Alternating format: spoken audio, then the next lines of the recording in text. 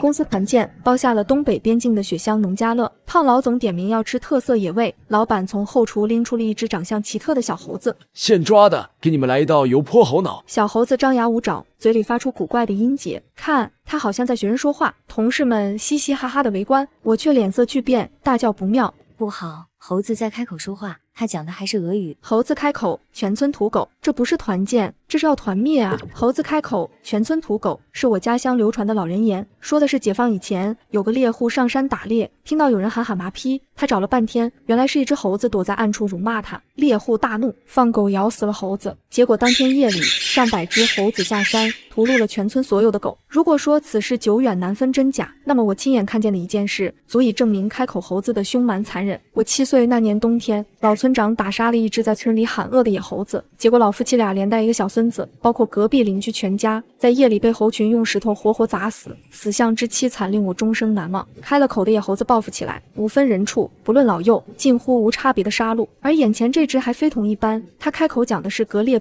语，俄语的稀有小语种之一。他一直在重复妈妈这个单词，听不懂的会误以为是他的固有叫声。这一声声妈妈令我心生惊恐。俄罗斯人狠起来连熊都干，那俄罗斯猴子岂不是？盯着磨刀霍霍的农家乐老板，我已遍体生寒。我得想办法保下这只可怜又可怕的猴子。老总，放了他吧，这只猴子不能吃。我鼓起勇气上前劝说道。所有人的目光离开猴子，都看向我。胖老总眯着眼睛打量了我一下。李什么？你又是谁？他是新来的实习生李青，小李。主管刘秃头一边陪着笑，一边低声对我说道：小李，别乱说话。我一脸认真的回答：猴子是国家保护动物，杀猴子是犯法的，没有买卖就没有杀害。众人都笑了。农家乐老板狡黠一笑：大闺女，你看仔细喽，俺说他是猴子，只不过他有点像猴子，你再瞅瞅，他是不是又不太像猴子？要说眼前这只小猴子，确实长相怪异奇特，浑身毛发呈金黄，五官7分像猿类，3分眉眼却有人类的骨相。看过电影《星球大战》的，应该能想象得到，尤其是一对深陷的眼眶，大如鸽卵，眼白很少，眼珠子黑红。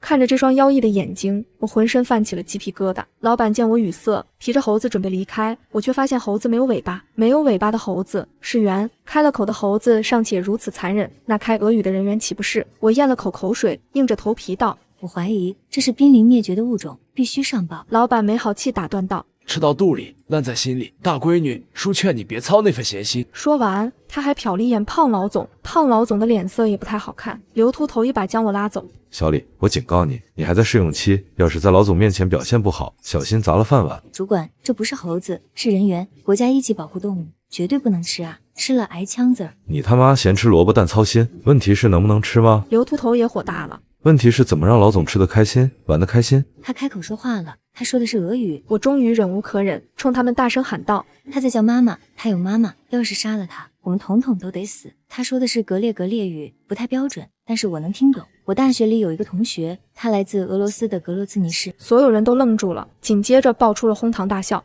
我越发着急了，我老家四川的，我见过猴子杀人，你们根本就不懂野猴子的报复有多可怕。我劝你们赶紧放了他，马上，现在。我试图解救这只乞怜的猿猴，挽救这群无知无畏的城里人，可他们却笑得更开心了，有几个都笑弯了腰，笑得眼泪都流出来了。胖老总吐掉烟头，站起身，居高临下地盯着我，眼神轻蔑又挑衅：吃啥不啥，这高智商的猴脑，老子还非吃不可了。包间里一张油腻的原木桌，中间现掏了个洞，小圆的小脑袋钻出桌面，脖子和四肢被牢牢固定，动弹不了分毫。他的眼里隐隐噙着泪花，可怜巴巴地念着妈妈。他似乎只会说妈妈这个词，应该非常期待妈妈能过来挽救自己。我也真的很想救下他，只可惜势单力薄，孤掌难鸣。而且就在刚才，我的手机被刘秃头粗暴地抢走了。这群人渣害怕我报警，刘秃头又怕我再惹老总不高兴，干脆将我孤立在外。众人围着桌子看热闹，农家乐老板正麻溜地给小猿猴剃头。我踮起脚尖，望见小猿的嘴皮子发抖，泪流满面。他仿佛预知了将死的命运。他是多么有灵性，人类有时候为什么要这么残忍？难道非吃不可吗？有好几次我都想挤进去救他，可同事们跟说好了一样，又把我生生拱了出去。剃完头，老板打开了边上的工具箱，是一把电钻。看归看，但是不许拍照。老板很有自我保护意识，目光扫了几圈，直到所有人都把手机揣进了兜里，才插上电源。电钻滋滋启动了，你们会有报应的。我默念着转过身，不忍再看下去。吱啊吱啊，一声声尖利的哀嚎响彻农家，3分像吼，而7分更像是小孩子的哭喊，让人毛骨悚然。同事们跟着起哄，喊得最响的是刘秃头，叫得最欢的是胖老总。随着电钻持续工作，桌子哐哐震动，小圆的叫声越来越无力。泼油！农家乐老板喊道。立刻有个厨子撩开布帘，他手里端着一小盅冒烟的热油，一声呲啦，我整个人都站立了一下，好像浇在了心头一样。还没死透，趁火先吃，这道油泼猴脑，得吸着吃才有味儿，嘎嘎香。老板擦了擦血乎乎的手，嘿嘿笑道。要是一只不够，后院还有一只。野味大餐即将开始，包间内的气氛达到了高潮。胖老总扫视众人，谁吃谁聪明，哪位先来尝鲜？几个主管一脸谄媚，跃跃欲试。老总却眼珠子一转，目光落在了我身上。让那个什么小李先来。我往后缩了缩。来吗？老总给你面子呢，别给脸不要脸。刘秃头一把将我拉到了桌子跟前，死去的猿猴，破开的脑洞，抽搐的脑髓，红白的脑浆，我一阵反胃，转过身忍不住干呕起来。胖老总弹了弹烟灰，一脸坏笑。不要怕，他不会再喊妈妈了。众人又大笑起来，我面无血色。我不敢吃，吃了犯法。胖老总很不耐烦地扔了根吸管过来，吸一口，给你1000块。我捂着嘴摇摇头。2000块。胖老总加码，我死命摇头，打死我都不会吸。老板，我来。重赏之下，一个大波浪的瘦女人自告奋勇，她是我们公司的后勤，张姐。胖老总不理会张姐，他的脸色逐渐阴沉了下来，伸出了一个巴掌。5000块。我依旧摇头，眼睛却死死盯着窗外，目露惊恐。包间的外面是黑漆漆的农家院子，我看到了一双红红的大眼睛，它贴着窗户，突然消失，我惶恐大叫。他妈妈来了，他妈妈会杀死我们所有人。他妈的神经病！胖老总恶狠狠骂了一句：“滚蛋吧，你被开除了！”预感要大祸临头，我劝刘秃头赶紧报警，结果被他强行撵出了包间。站在廊檐下，借着橘红的光亮，雪地里有一连串接近50码的大脚印，类似人的脚印，五指分明的脚印。东北的冬夜，大雪纷飞，冰冷刺骨，吃不住冷。我饿着肚子进了温汤馆，馆子分男女，浴室装修风格简约。有一大一小2个池子，我下去没多久，陆续有女同事进来，勾肩搭背，睡眼惺忪。尤其是后勤张姐，喝得酩酊大醉，连路都走不稳。原来她在酒桌上大出风头，不仅海量，还一人吸了大半炉的猴脑，赢了5000块奖金。下了水池，同事们轻蔑地瞟了我一眼，自顾自地海聊起来。我一个人孤零零缩在汤池一角，无意中看到隔壁的小池子里，不知何时多了一顶军绿色雷锋帽。哪个女的泡温泉会戴帽子？戴的还是这种男士帽？我心里疑惑，看着老旧的款式，想必是东北的山里人。老板娘之前也提醒过，他们家有亲戚赞助，可能会来泡温泉，让我们不用放在心上。我多留意了雷锋帽几眼，雷锋帽好像察觉到了我的目光，把头埋得更低了，似乎很怕见到陌生人。我隐隐有些不安。这时候有同事进来招呼，老总等着大伙一起唱 K， 唱得好有赏。女同事们争先恐后出了水，我也泡得差不多了，就换好衣服去大厅的炕上喝茶取暖。工作都丢了，犯不着再去陪笑。张姐应该是最后一个出来的，她戴着红帽子，披着黑色的长款羽绒外套，往门外走去。昏黄的灯下，我盯着她的背影，总觉得她走路的姿势有点怪异，而且人怎么好像变高了，变胖了。就在我满腹狐疑的时候，一声尖叫从温汤馆内传出。哎呦妈呀，死人了，死人了！一具光溜溜的尸体浸泡在散发蒸汽的池子里，散开的头发像触手一样浮在水上。是张姐，张姐死了。我明明亲眼目送她离开的，可她本人却死在了池子里。那刚刚出去的张姐又是谁？我又惊又怕，环顾四周，那顶雷锋帽正孤零零地落在水池边上。雷锋帽？难道是雷锋帽杀了张姐，又冒充张姐离开了？而刚才那群泡汤的人都喝了不少，根本没人注意雷锋帽的存在，甚至都没有瞧过小池子一眼。我喉咙发紧的厉害，想说些什么，却又什么都说不出来。老员工莫名死亡，胖老总已然吓得脸色发白，他哆嗦着掏出手机，结果手机滑进了池子里。报警！快他妈报警！他冲着刘秃头和农家乐老板失声大喊，两人赶紧跑出去打电话报警。按照电话那头警察的指示，张姐的尸体暂时留在温汤馆，临时封进馆子。现在大雪封山路不好走，警察上山还要个把小时。在此期间，为了确保安全，大伙务必待在各自的房间里。有什么需求，电话通知俺，俺会上门服务。凶手可能还在这里，大家务必保持警惕。当然，更大的可能是那姐们喝多了溺亡。俺们这里治安还是相当好的，从来没有发生过命案。大厅门口，农家乐老板一边安抚大家，一边不时朝外面望去，看上去惶惶不安。我注意到他的目光更多的是落在了地上，似乎在寻找着什么。可雪地上的大脚印不知何时已经被积雪覆盖了，他应该也曾看到过那个大脚印吧。客房位于后院，一栋狭长的平层木构建筑，大木屋的内部打通，一侧贯穿走廊，另一侧分布房间。我住在103，距离厅门入口很近。才进房间，手机屏幕就不断有信息闪烁，是公司团建群。胖老总，为了安全起见，警察抵达之前，大家随时保持群内活跃度，发现任何异常的话，务必相互提醒。刘主管，你们说张姐真的是他杀？到底谁要杀张姐？我们初来乍到，没得罪过谁吧？财务宋姐，没听老板说吗？这里治安是相当好的，他杀的概率很小，我也觉得是意外。销售老王，张姐喝太多了，喝醉了就不该泡温泉，脑子不清体力不支的人怎么能下水呢？你们这帮女同志还丢下他一个人。老王又分享了好几个链接，都是些醉酒溺亡、酒后泡温泉窒息的典型案例，大家纷纷点赞附和，群里的氛围也轻松了不少。毕竟排除他杀的话，就不用担心自己的人身安全了。只有我清楚这是误导，可怕的真相已经远远超出了他们的想象。人命关天，我觉得有必要再提醒他们一次，不是溺亡，是他杀。杀死张姐的是袁侯妈妈，她混进温泉馆杀了张姐后，穿上她的衣服离开了，我亲眼看到的。你们不该吃猴脑的，他现在来报仇了，如果我们不想好对策，可能都会死在这儿。胖老总，小李，你他妈给老子闭上臭嘴！营业静静，李青，你已经被公司开除了，现在恨不得我们都去死是吧？小人之心。财务宋姐，这小姑娘年纪轻轻，长相清秀，没想到心肠这么恶毒。张姐遭遇不测，还拿死人开玩笑，大家纷纷指责我，说我唯恐天下不乱，说我这个外人不安好心。我只能苦笑，我很想把老家野猴子报复人类的案例分享出来，但想想还是算了。这时，爱健身的小陈发了一个惊恐的表情。我刚刚好像看到张姐了，刘主管，你有病是吧？张姐还在泡温汤呢，可能觉得用词不当，刘秃头连忙又发了个保佑，张姐一路走好。小陈你冷静。小陈继续惊恐，真的是张姐，我绝对没看错。群里还有哪位同事穿的是黑色长款羽绒服，戴红帽子？团建群死一般寂静。胖老总，小陈，你在哪里看到的？小陈，在外面。胖老总，你他妈出去干什么？回来。小陈，我女朋友叫我拍几张雪景。妈呀，不会闹鬼了吧？正好手机没电了，马上就回去。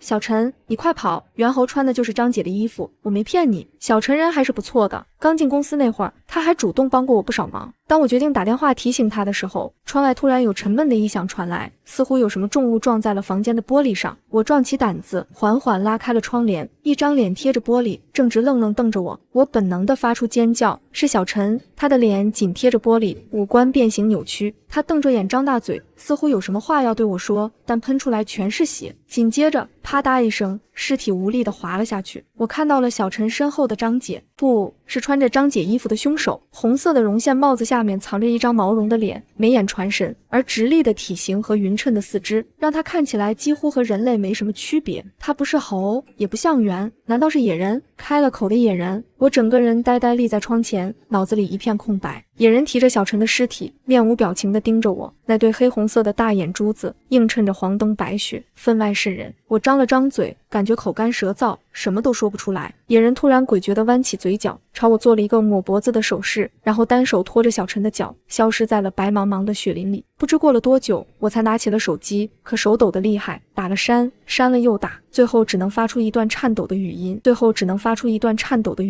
小陈死了，被杀死了。营业静静调侃，被谁杀死了？被张姐还是猴子？我带着哭腔道，是猿，不是野人。野人啊！小陈就死在我窗外。财务宋姐乐了，我就住在102，刚才听到你的尖叫了，演的可真像，连野人都搬出来了。你们可以联系小陈试试。几个同事纷纷艾特小陈，群里没有回音。刘主管，他刚才不是说了吗？手机没电了。小李，我劝你善良，别造谣。我还想解释什么，头顶的灯泡忽然闪了几下，房间陷入一片黑暗，停电了。屏幕又弹出了信息，是农家乐服务群，老板雪山，停电了，大家不要慌。胖老总，你家不备发电机的吗？老板雪山，发电机功率有限，只能给大厅和走廊局部供电，你们稍等，俺过来送蜡烛。还有，你们那个大高个怎么回事啊？叫他待在房间，不要乱跑，喊都喊不听，已经闹出人命了，就不要再给俺添乱了好吗？这生意以后还咋做？农家乐老板说的大高个就是小陈，销售老王。看，我就说吧，小陈没事，营业静静。李青这个坏种故意制造恐慌，建议等会儿把他交给警察。底下的同事纷纷表示支持。胖老总，小陈，你赶紧给我回来。群里的小陈依旧没有答复。我是亲眼看到小陈被杀死的，如果有人看到他还活着，那就只有一种解释：野人换上了他的衣服，接下来他会以小陈的装扮继续报复杀人。这时候，走廊里响起了一连串杂乱的脚步声。老板雪山，俺在101门口了，101的客人麻烦开一下门，我来送蜡烛了。101住的是营业静静，营业静静，老板服务真及时，马上开门。过了片刻，群里有人问道：静静，你那边亮了吗？拍一张点亮的照片过来瞅瞅，一定很温馨吧？静静没有回答。胖老总老板雪山，你送完101了吗？又过了大概1分钟，老板雪山才回道：送到了吧。团建群里大伙儿轮流静静，可静静还是没回话。老板雪山，我在102了，102的客人麻烦开一下门。102住的是财务宋姐。老板雪山，我在102了，102的客人麻烦开一下门。102住的是财务宋姐。财务宋姐，来了来了。隔壁传来了开门声，然后是重重的关门声。我贴着墙壁，似乎听到宋姐发出了的奇怪声音，有点像呕吐，又有点像呜咽，戛然而止。刘主管，宋姐，蜡烛送来了吗？宋姐也没有回答。胖老总财务宋姐，我也接连了静静和宋姐，结果无人回复。胖老总，不对，好像不对劲。警察到来之前，大家把门反锁，不要再给任何人开门了。刘主管，我也觉得不对劲，凶手不会是农家乐老板吧？我们进了黑店，群里的气氛陡然紧张起来，我已经吓得浑身都在发抖了，因为我是103的房客，我听到了敲门声。老板雪山，俺在103门口了，客人开下门。透过猫眼，送蜡烛的是农家乐老板没错，可是静静和宋姐拿了蜡烛，为什么都不回话？我刚才甚至还分别拨打了他们的电话，提示无人接通。客人，俺来送蜡烛的。农家乐老板继续敲着门，他的嗓音有些发颤。我的手刚搭上门把手，又缩了回去。我紧张地回道：我不需要蜡烛。门外的老板好像没听到我的话，依旧站在那里一动也不动。客人，俺来送蜡烛的。他像只木偶一样，只是敲门，不停地敲门。敲门的声音越来越快，越来越大。我不要蜡烛了，我带着哭腔喊道。我说了，我不要蜡烛了，我不要。敲门声戛然而止，有脚步声响起。我贴眼去看，门外真的没人了。正要松口气，一只红色的眼睛突然出现在猫眼里，它瞪着我，不不！我吓得失声尖叫，一屁股坐倒在地。又过了一会儿，门外鸦雀无声，也没有别的状况发生。我鼓足了勇气又去看猫眼，外面空无一人。刚才情急之下，我用格列格列语喊了2声，难道野人识别出了什么？我暂时是化险为夷了。隔壁104房间没有住人，野人应该是往105去了。我必须尽快提醒农家乐老板，他身后跟着野人。还没等我发出警示，有人已经在农家乐群里发了一段短视频。发视频的是老板娘。略显模糊的视频里，农家乐老板在走廊里机械地往前走，甚至能听到他断断续续的哭声，好像被挟持了一样。在他身后跟着一个差不多高的人，他穿着小陈的羽绒大衣，底下露着毛毛的小腿。大家千万不要开门，群里顿时炸锅了。刘主管，卧槽，好像是野人，这衣服是小陈的，小陈真的被杀了。销售老王，静静和宋姐难道也遇难了？客服阿美，李青说的都是真的，猿猴的妈妈来报仇了，这可怎么办？客服丽丽实习生李青，陈主管实习生李青啊！就在此刻，一声凄厉的惨叫从门厅外侧传来，我距离入口很近，听得清清楚楚，好像是老板娘遭遇了不测。刚才野人不是进入走廊了吗？怎么又在外面出现？难道不止一个？我蜷缩在被窝里，瑟瑟发抖。群里不断有人我，我手指抖得几乎失控，连牙齿都在打架。好不容易才说了一声在，紧接着又是一声粗犷的哀嚎。听声音是农家乐老板。如果我猜的没错，应该是野人觉得老板已经失去了开门诱饵的作用，所以干脆杀了他。他会隐藏，懂诱杀，他的智商高的可怕，甚至超过了一般的人类。砰砰砰！野人开始了更直接更粗暴的做法，他在砸门。听声音，门好像经不起几下，一时间惨叫声、哭嚎声、哀求声在走廊里此起彼伏。原本静谧舒适的客房成了一间间血腥的屠宰室。胖老板语音：情况紧急，大家不要坐以待毙，从窗户里爬出去，快！我又来到窗边，望着黑白交加的世界，不确定自己要不要出去。其他房间陆续传来砸玻璃的声音，然后是几声撕心裂肺的嚎叫。刘主管惊恐语音：卧槽，不要出去，外面好像也有野人，有2个。陈主管和丽丽几个都被撕碎了。胖老总语音：这他妈是捅了野人窝了吗？怎么办？怎么办？群里彻底沉默了。待在房里是坐以待毙，出去是自投罗网，怎么都是死路一条。这时屏幕上弹出了一个邀请，胖老总开了语音群，进群的只剩下了4个人，我、胖老总、刘主管还有客服丽丽。胖老总：小李，你有办法吗？刘主管：小李，我们不该不听你的话，你是公司的翻译，你看看能不能和野人沟通一下，叫他们不要再杀人了。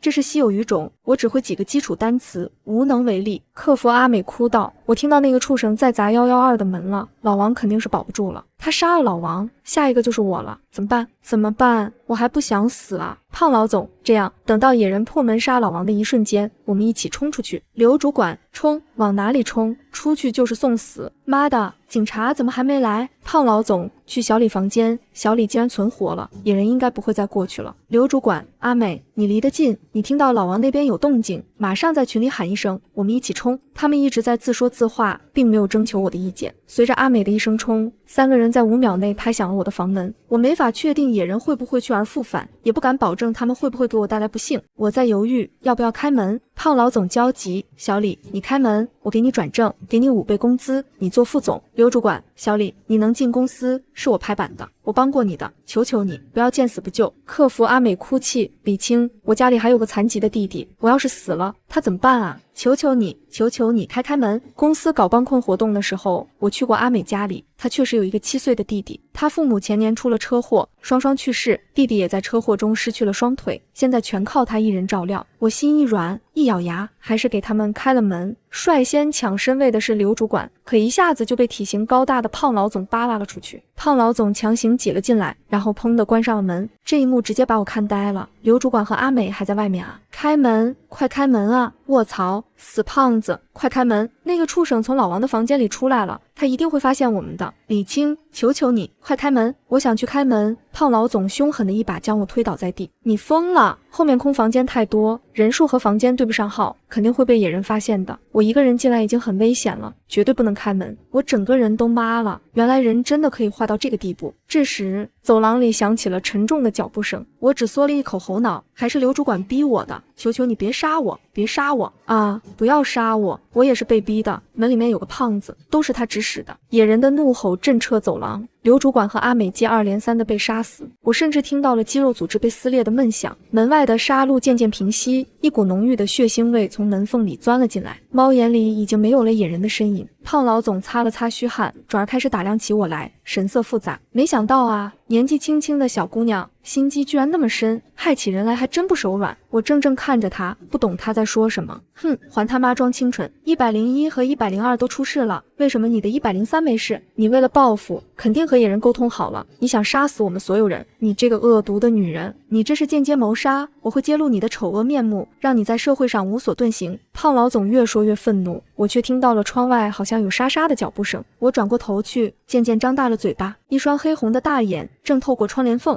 砰！玻璃顷刻间碎裂，野人咆哮着一拳打碎玻璃，撑着窗台钻了进来。他身上还披着小陈的外套，臂弯里抱着小野人的尸体。胖老总见势不妙，把我推到前面挡枪，自己快速退到门口。野人嗅了嗅鼻子，一把将我挡开，一个跨步就捏住了胖老总的脖子，伴随着骨骼的断裂声，他的脑袋原地打转180度，尸体重重摔倒在地。胖老总转眼被杀，房间里就剩下了我和野人对峙。野人抖了抖鲜血淋漓的手，一步一步朝我逼近，我浑身颤抖地靠在墙上，人都软了。妈妈，妈妈！就在此刻，一个小小的身影跃上窗台，跳了进来，是个小野人，穿着破马甲，戴着一条亮眼的黄色围巾。小野人指了指我，不停朝大野人比划着什么。野人妈妈先是愣了一下，随即朝我举起了手。我哭着闭上眼睛，准备等死。可我没有等来残暴的杀戮，而是轻柔的抚摸。野人妈妈只是轻轻拍了拍我的脑袋。我愣愣看着她，她咧开嘴笑了。谢谢，她用格列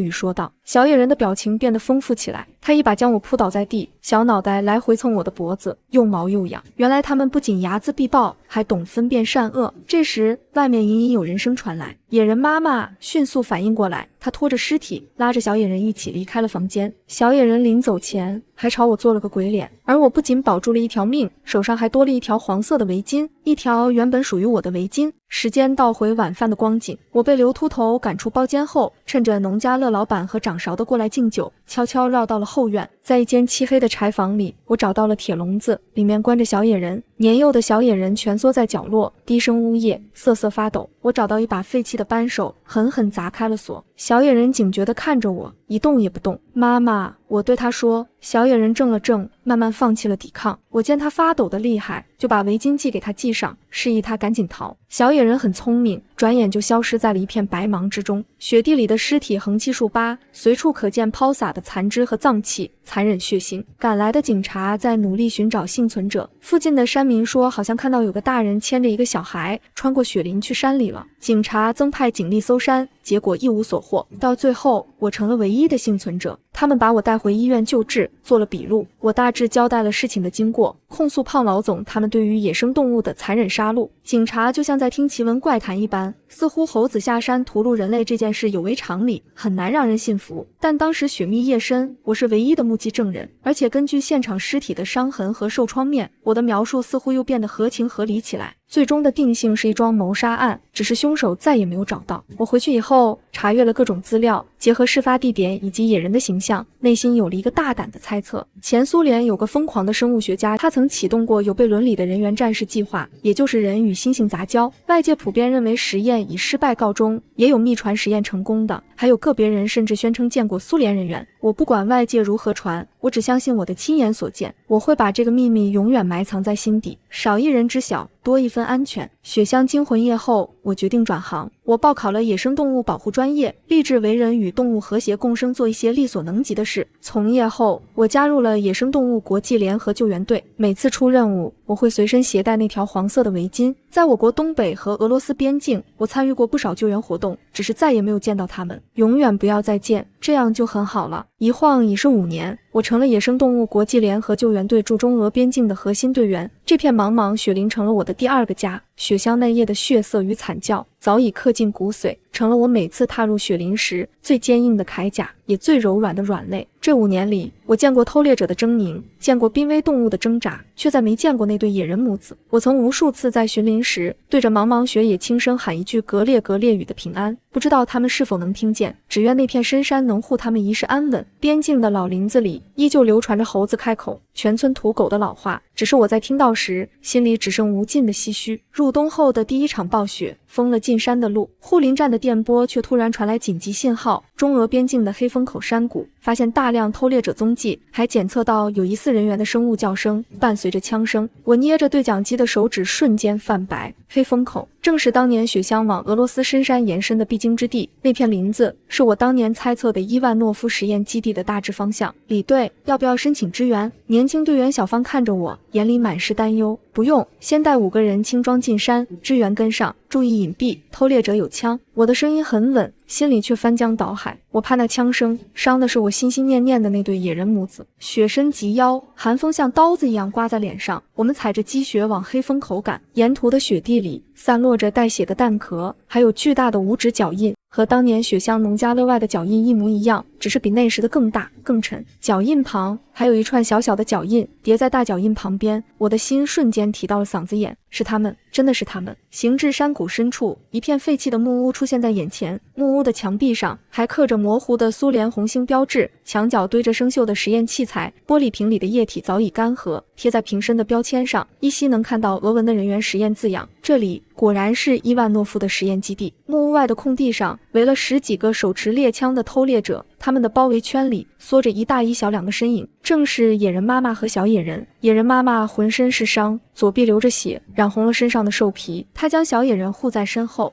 黑红色的眼睛里满是杀意，对着偷猎者发出低沉的怒吼，那声音里混着格列格列语的咒骂。小野人攥着妈妈的衣角，眼里没有了当年的怯懦，只有愤怒。而偷猎者的领头人让我浑身的血液瞬间冻结，那是一个满脸刀疤的中年男人，他的身边站着一个熟悉的身影，农家乐老板。我明明记得当年雪乡的夜里，我清晰地听到了他的惨叫，以为他早已命丧野人妈妈之手，没想到他竟然还活着。农家乐老板未死，竟成了偷猎者的帮凶。他恨野人母子毁了他的一切，更恨我当年放跑了小野人。这5年里，他一直在寻找野人母子的踪迹，最终勾结了偷猎团伙，盯上了这片实验基地的人员，妄图抓住他们，卖给黑市的生物研究机构，换取巨额钱财。而当年他在雪地里看到的大脚印，让他笃定了野人母子的踪迹，这也成了他找到这里的关键伏笔。李青，好久不见啊！老板看到我，脸上露出狰狞的笑，没想到吧，我还活着。今天我就要让这2个畜生还有你偿命。他抬手一挥，偷猎者的枪口纷纷对准了我们，也对准了野人母子。野人妈妈看到我，黑红色的眼睛里闪过一丝诧异，随即又恢复了警惕。他似乎认出了我，怒吼声渐渐低了下去。小野人也看到了我，眼睛一亮。刀疤脸领头的偷猎者操着生硬的中文说：“原来这畜生认识你，正好一起抓了，能卖个好价钱。”我抬手示意队员们不要轻举妄动，对着老板喊道：“老板，你醒醒！当年的事是你和胖老总先要吃野人山的脑浆，才招来的报复，是你们咎由自取。你老婆的死是偷猎和贪婪的代价，不是野人母子的错。”错，我没错。老板红着眼睛嘶吼道：“要不是这2个畜生，我还是雪乡农家乐的老板，我老婆还活着，我日子过得好好的。今天我就要打死他们！”他抬手就要扣动扳机，野人妈妈却突然扑了上来，一把打掉了他手里的枪。他的速度极快，偷猎者们的子弹擦着他的身体飞过，打在雪地里，溅起一片血沫，混乱瞬间爆发。我们的队员立刻掏出防爆棍冲了上去，和偷猎者扭打在一起，枪声在山谷里回荡，惊飞了林子里的飞鸟。野人妈妈护着小野人，在偷猎者的包围圈里左冲右突，他的力气大得惊人，一拳就能将一个偷猎者打翻在地。可偷猎者人多势众，还有枪，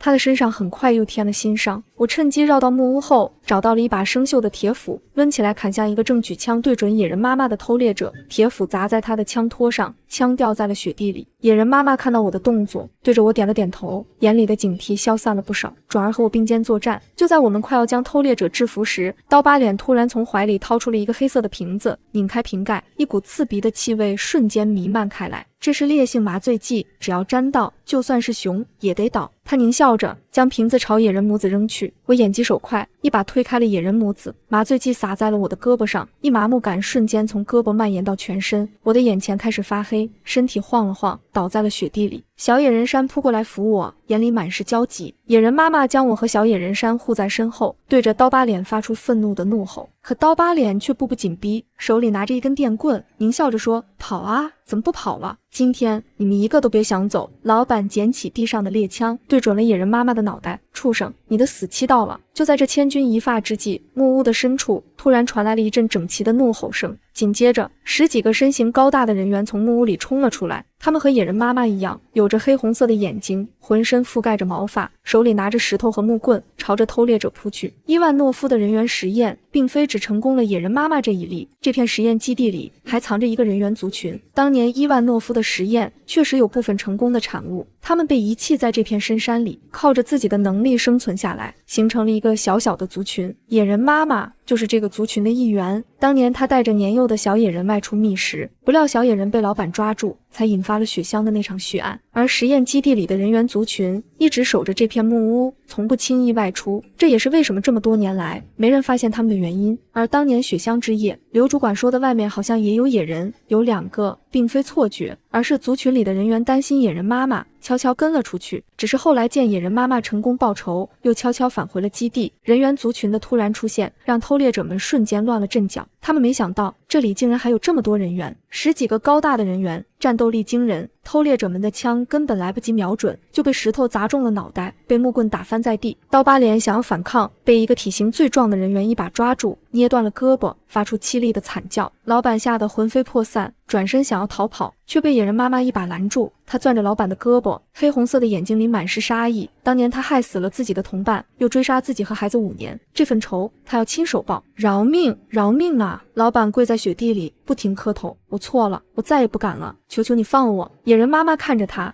嘴里发出格列格列语的怒吼。他的手渐渐收紧，我知道他要捏断老板的脖子，为当年的一切报仇。我强撑着身体，抓住了他的手腕，用格列格列语轻声说：“别杀他，让法律制裁他。”野人妈妈愣了愣，看着我，眼里的杀意渐渐褪去。她似乎明白了我的意思，松开了手，将老板推到了我的面前。老板瘫在雪地里，面如死灰。所有的偷猎者都被制服了，我们的支援也赶到了。老板看着我，眼里满是悔恨，只是一切都晚了。他的贪婪和仇恨终究让他付出了惨痛的代价。山谷里的雪渐渐停了，阳光透过树枝的缝隙洒在雪地上，泛着淡淡的光。人猿族群围在一起，对着野人妈妈发出低沉的叫声，像是在安慰她，又像是在庆祝胜利。野人妈妈走到我面前，递给我一颗红色的野果，这是俄罗斯深山里特有的野果，香甜多汁。我接过野果，咬了一口，甜味在嘴里蔓延开来，眼眶却突然红了。我看着眼前的人猿族群，心里的石头终于落了地。伊万诺夫的实验是违背伦理的错误，可这些实验的产物却只是想在这片深山里安稳地活下去。他们有感情，有思想，懂得感恩，懂得报仇。他们和人类一样，都是这片大自然的孩子。护林站和野生动物保护组织的人很快赶到，我们对木屋的实验基地进行了清理，将那些生锈的实验器材全部运走，只留下一片干净的空地。我们在黑风口山谷周围设立了野生动物保护站，严禁任何人进入，这里成了人猿族群的专属栖息地，由我们守护，再也不会有偷猎者来打扰他们。我依旧是边境救援队的队长，依旧会带着队员们巡林，只是每次走到黑风口山谷，都会停下来看一会雪乡内叶的血色，终究被这片深山的温柔抚平。我终于明白，猴子开口，全村屠狗的老话，从来不是在说动物的凶残，而是在警示人类，不要肆意践踏生命，不要被贪婪和欲望蒙蔽双眼。人与动物本就该和谐共生，彼此守护。边境的雪年年落下，覆盖着这片茫茫林海，覆盖着那些曾经的伤痕。雪林深处，人猿族群的吼叫声，小野人山的欢笑声，还有巡林队员的哨声交织在一起，成了这片深山里最动听的声音。我站在雪地里，看着远处的野人母子，嘴角扬起一抹温柔的笑。这种温情像一抹温暖的光，照亮了这片边境的林海，也照亮了人与动物彼此守护的漫漫长路。从此，边境的雪林里再无猴子开口，全村屠狗的恐惧，只有万物共生，岁岁平安的温柔。而我知道，这份温柔会一直延续下去，直到永远。